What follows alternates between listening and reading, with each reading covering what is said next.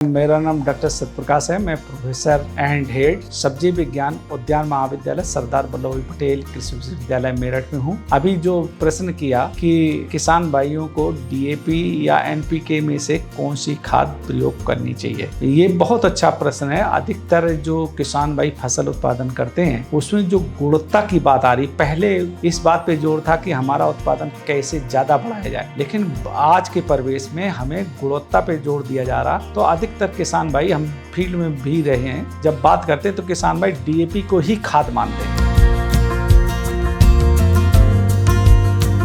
किसान भाइयों, डीएपी में डाई अमोनियम फास्फेट, इसका मतलब इसमें दो तत्व हैं, नाइट्रोजन और फास्फोरस। और पोषक पौधे की वृद्धि के लिए आपको पता होना चाहिए कि जो 16-17 तत्व हैं उनमें से जो मुख्य तत्व हैं वो नाइट्रोजन, फास्फोरस और पोटास हैं। अधिकतर किसान भाई अभी तक ये नहीं समझ पा रहे हैं कि पोटास का फसलों में क्या महत्व है। जो एनपीके डालते हैं, एनपीके 12/16 या एनपीके 20-20, जिससे उस अमुक फसल की जो पोषक तत्व क्षमता है उससे कैलकुलेट करके एनपीके डालें। एनपीके में नाइट्रोजन, फास्फोरस, पोटास है। पोटास का मतलब किसान भाइयों, जो पोटास है वो फसल में 3 प्रमुख कार्य करता है। नंबर 1 की दाने में चमक लाना या जो उत्पाद है उसकी गुणवत्ता में वृद्धि करना। आज की तारीख में चाहे अनाज वाली फसलें हो चाहे सब्जी वाली फसल हो, उनमें गुणवत्ता की बाजार में मांग है, तो इसलिए फसल में चमक लाना, उत्पाद में चमक लाने के लिए पोटास नितांत आवश्यक है। यदि किसान भाई डीएपी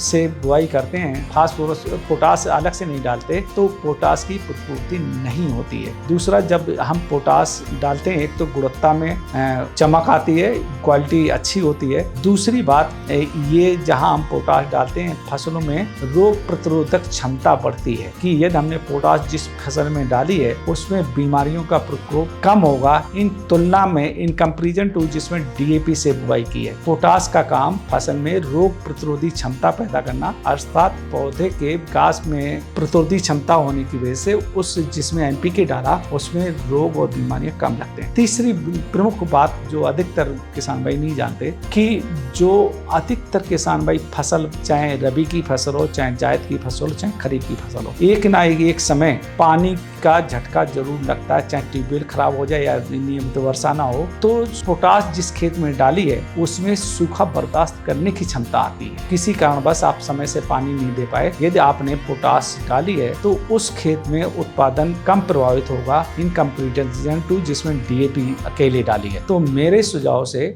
मैं किसान भाइयों का आह्वान करता हूं कि अच्छा उत्पादन के लिए, उत्पादन में वृद्धि करने के लिए डीएपी के बजाय एनपीके का प्रयोग करें। एनपीके जो आपका पोषक तत्व प्रबंधन है उसके आधार पर और खादों से निकाल लें। यदि किसी कारणवश आप डीएपी से बुआई करने जा रहे हैं तो डीएपी के साथ उस फसल की पोटास की कितनी आवश्यकता है वो पोटास जरूर डालें, लेकिन किसान भाई अधिकतर पोटास नहीं डालते। ऐसी स्थिति में मैं निश्चित तौर पर किसान भाई को सुझाव देना चाहूंगा कि डीएपी के बजाय पोटास वाली, एनपीके वाली खादों का प्रयोग करके ज्यादा उत्पादन लें।